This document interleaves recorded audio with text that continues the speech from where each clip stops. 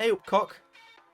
It's EFL review time. There's not a full fixture list. There's only 4.5 championship games on this weekend, then about 7-8 League One ones, I think. But it's enough for me to like pluck a little video together, and I'd rather do this than an FA Cup one when there's probably the same amount of games. It's genuinely been a big weekend this for results for every possible scenario basically in both leagues. And we'll start here. Firstly, this loser, that guy ain't no loser. That is an absolute peach. From that guy, that is a screamer. Great finish. There were some decent saves as well from both sides.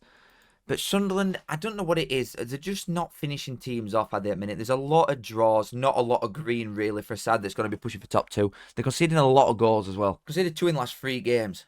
6 goals in 3 games against like Watford and Plymouth at home for a start. You'd think like, oh, 2 clean sheets. You know what I mean? Middlesbrough way is different because of the attacking players that they've got. And that's one that they've somehow won. And this is a side that are like very defensively solid as well. Easily one of the best defensive sides in league. Even now, even by conceding 6 goals in the last 3 games. They were on 22 like last week. But there's a gap forming. Do you know what I mean? There is a gap on the way. I mean, Leeds are going to... I think Leeds could be away with it anyway. Even to Sheffield United now is a 5-point gap. Like maybe I will right all along with the 4th place shout. That's a decent goal as well. Who got the assist for that first one for Sunderland? Because I saw it. That Hume. That's a great little ball back across from a corner.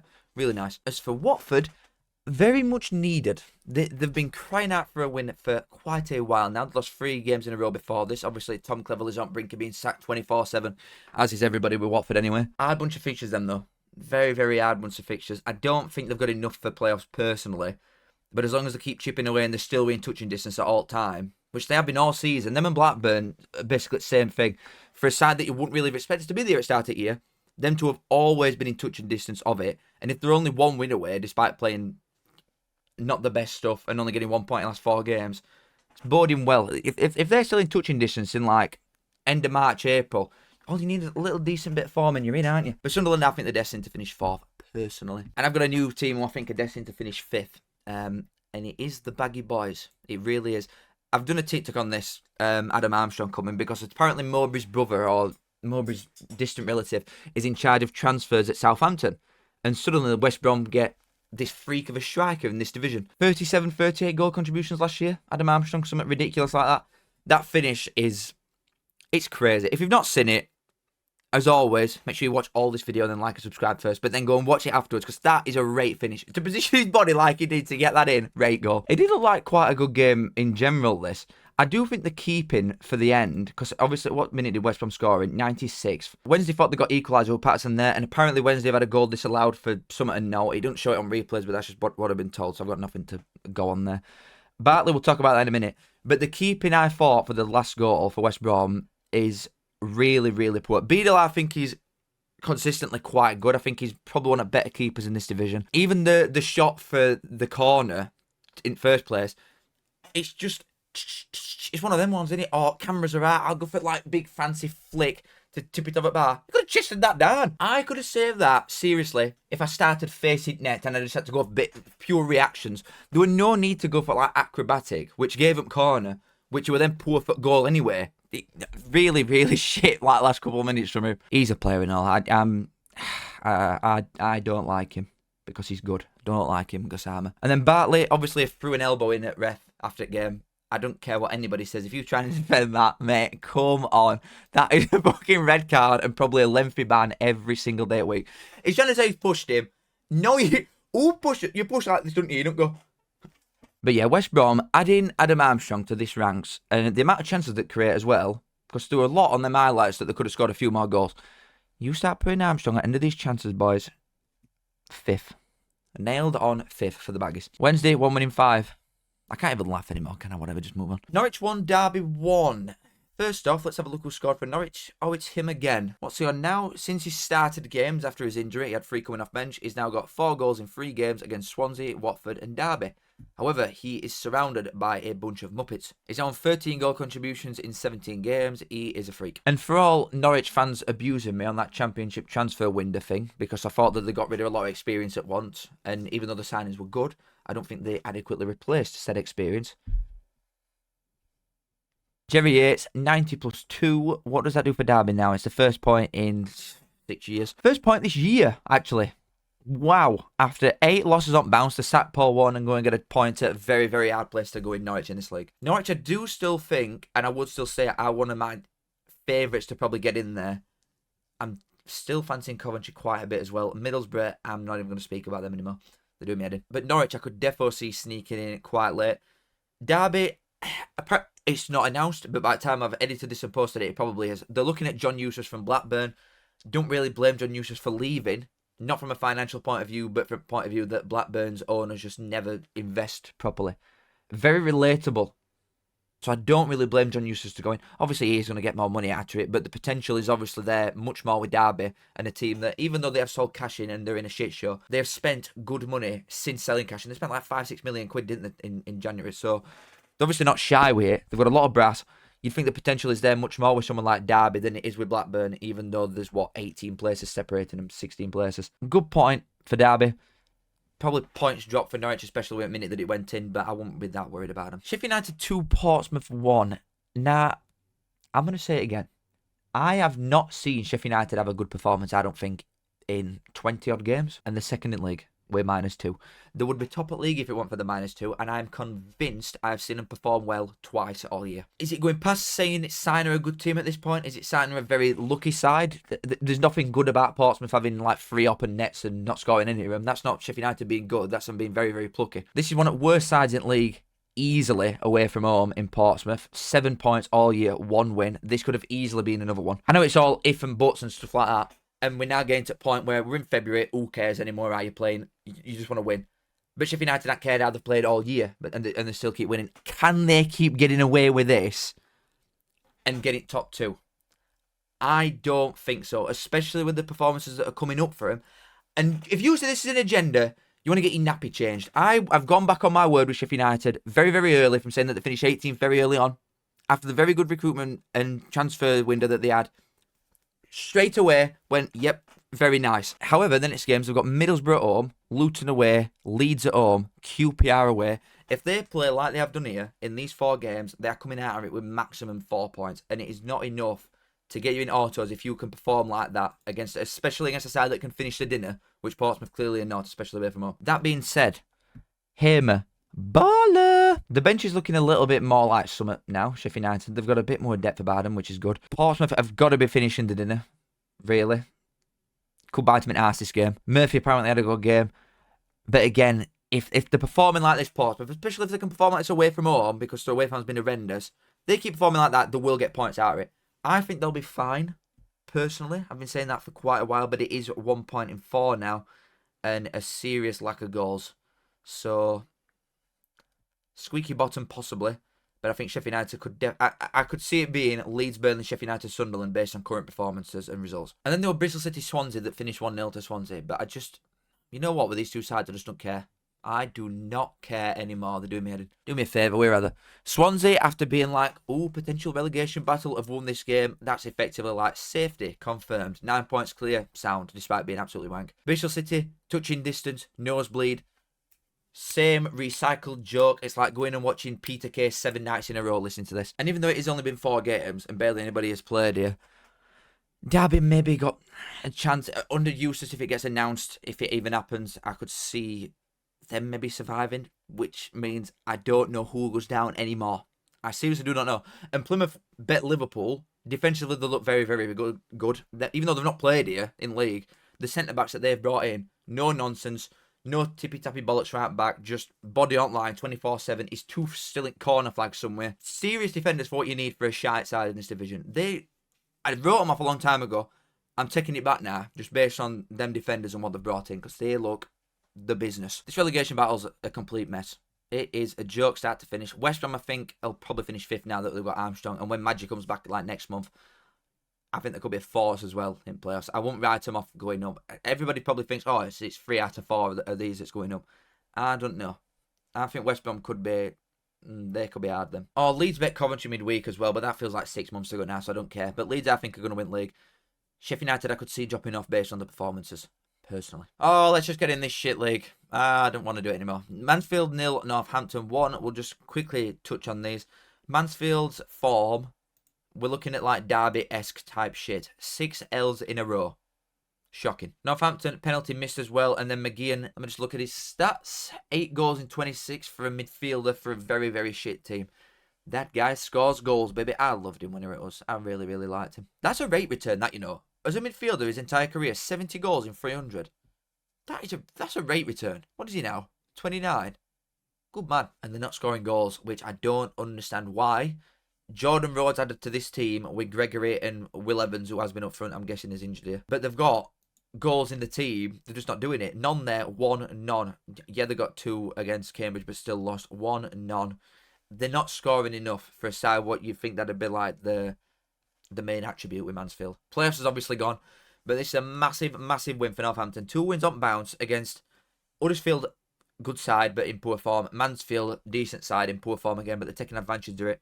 Really, really good wins. Give himself a little bit of breathing space when all other sides in this relegation battle just keep picking up points now. Charlton 2, Stevenage 0. This is just not what I expected, to be honest with you. Charlton are a very, very good side, don't get me wrong. Nathan Jones, great manager. They're probably just like a better Stevenage. That is how I would describe them, with how they like to play and what Nathan Jones is. Defensively, very good for the most part, but Charlton haven't been pissing about for a long time. They've been in really good form recently. Last season when he come in, obviously, they were unbeaten for about 16 games, but 12 of them were draws. They're starting to turn them games that they would have drawn last year, especially like the Shrewsbury one, probably the Bolton one, into wins now. They are in playoffs, I think. I'm sure they're in 6th. Yeah, they're in playoffs now, with a game in hand on some sides below them as well. Looking quite good then. Stevenage, obviously after 3 wins on bounce.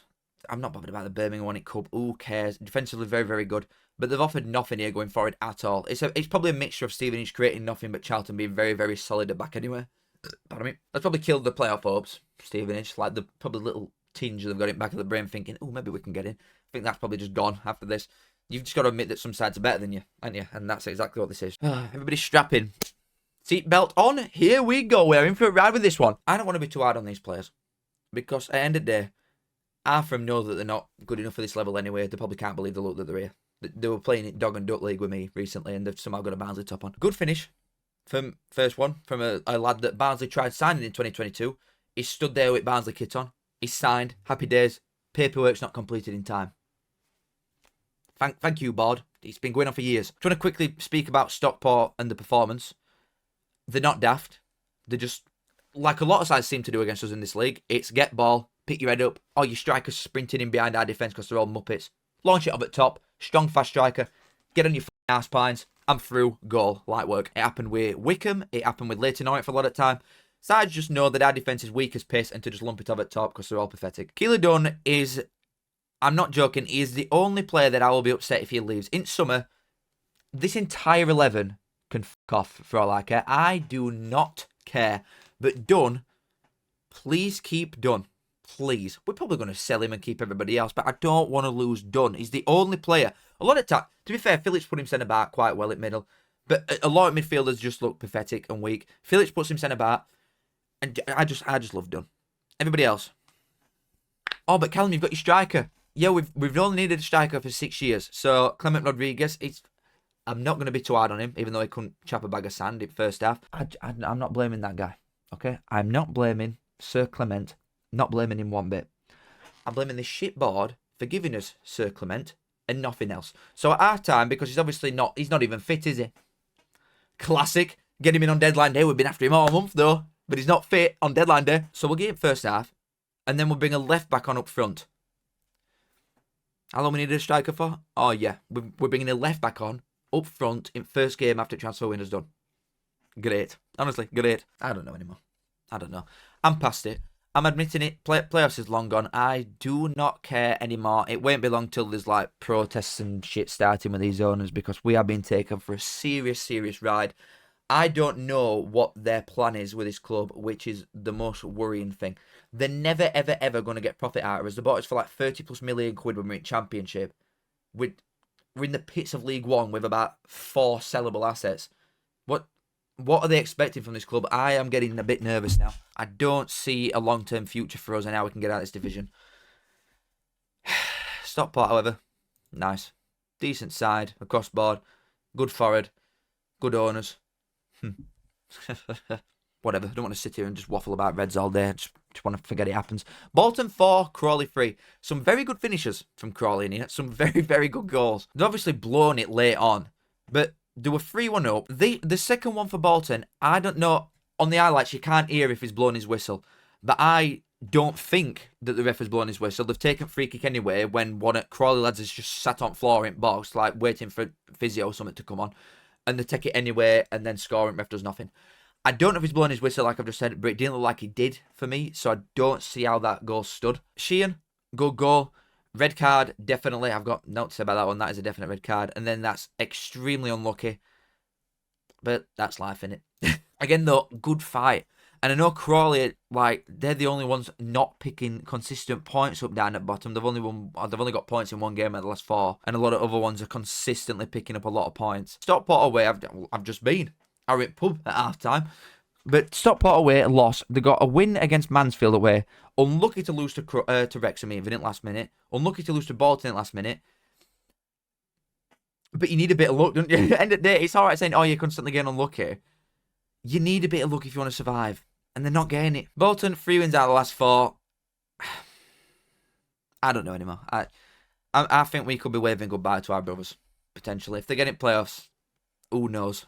But I think we could be waving goodbye to the boys. Burton 1, Blackpool 1. 2 sides in good form. Blackpool haven't lost it in a while now, but it's just like it's very Charlton in it last year. Very, very drawy. Not enough killer instinct at other end to finish teams off. Burton, for a side that's been down there, haven't lost in 6 games now. They're looking great. They are looking great. They're chipping away very nicely. Obviously, they're now 4th bottom. Only 4 points off Peterborough. Oh, I've got a game in hand, fair enough. But there's a few teams that they can drag into this. And they're very hard to beat. I'll give them that. Form for the last 5 games, they're in 4th. Form for the last 10 games, they're a mid-table side. Again, 15. Oh my God.